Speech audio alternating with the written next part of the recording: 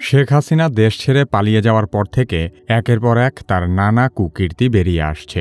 রাজনৈতিক ভিন্নমত পোষণকারীদেরকে দমন করতে আওয়ামী লীগ সরকারের সময়ে বহু মানুষকে গুম করা হয়েছে।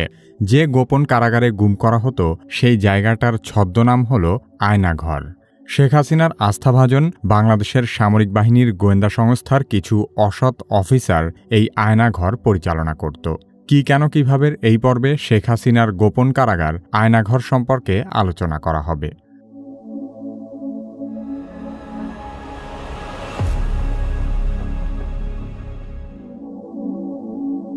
বাংলাদেশের প্রতিরক্ষা বাহিনীর গোয়েন্দা সংস্থা directorate general of forces intelligence বা ডিজিএফআই হিসেবে পরিচিত। অভিযোগ রয়েছে যে ডিজিএফআই এর কাউন্টার টেরোরিজম ইন্টেলিজেন্স ব্যুরো বা সিটিআইবি আয়নাঘর নামে পরিচিত কুখ্যাত কারাগারটি রক্ষণাবেক্ষণ করে থাকে। ২০২২ সালে সুইডেন ভিত্তিক একটি স্বাধীন সংবাদ মাধ্যম নেত্র নিউজের করা একটি অনুসন্ধানী প্রতিবেদনে আয়নাঘরের বিষয়টি সবার সামনে উঠে আসে। সেখান থেকেই দেশের মানুষ জানতে পারে যে বিভিন্ন সময়ে বলপূর্বক গুমের শিকার ব্যক্তিদেরকে আয়নাঘরে আটক করে নির্যাতন চালানো হতো। আয়নাঘর ঢাকা সেনানিবাসের ভেতরেই অবস্থিত বলে ধারণা করা হয়। আয়নাঘরে বন্দী থাকা সাবেক এক সেনা সদস্য জানিয়েছেন, অতীতে এই জায়গাটি জয়েন্ট ইন্টারোগেশন সেল নামে পরিচিত ছিল।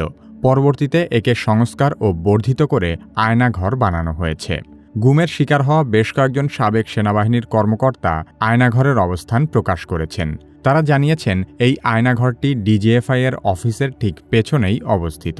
এখানে কমপক্ষে ১৬টি কক্ষ রয়েছে, যেখানে একসাথে ৩০ জনকে বন্দী করে রাখা যায়। আয়নাঘরের দায়িত্বে থাকা কয়েকজন সামরিক কর্মকর্তা গোপন এই কারাগারের ছবিও প্রকাশ করেছেন। এসব ছবি দেখলেই বোঝা যায় গোপন এই কারাগারে কাউকে বন্দী করা কতটা অমানবিক। এখানে বহু লোককে বিনা বিচারে বছরের পর বছর, এমনকি যুগের পর যুগ আটকে রাখা হয়েছে। আয়নাঘরের বন্দীদের একজন বলেন, এসব কয়েদখানার দেয়ালে বহু লোকের নানা রকমের আর্তনাদ খোদাই করে লেখা আছে। কত লোককে যে এখানে ধরে নিয়ে যাওয়া হয়েছে তার কোনো ইয়ত্তা নেই। সবাইকে যে এখানে দীর্ঘ সময় বন্দী করে রাখা হয় এমনও নয়। অনেককেই ছেড়ে দেওয়া হয়েছে, আবার অনেককে এখান থেকে হত্যাও করা হয়েছে। আয়নাঘরের বন্দীদের নির্যাতনের কথা শুনে যে কোনো হৃদয়বান ব্যক্তির মনে হবে এমন অমানবিক পরিবেশে দীর্ঘদিন বন্দী করে রাখার চেয়ে কাউকে হত্যা করাও অনেক ভালো। অভিযোগ রয়েছে ডিজিএফআই এর কিছু অসৎ কর্মকর্তা শেখ হাসিনা সরকারের কাছ থেকে অবৈধ রাজনৈতিক সুবিধা নেওয়ার জন্য এসব কর্মকাণ্ড করেছে। আওয়ামী লীগ সরকার ক্ষমতায় থাকাকালীন বিচার বহির্ভূত হত্যা, নির্যাতন এবং জোরপূর্বক গুমের অভিযোগগুলো বরাবরই অস্বীকার করে এসেছে।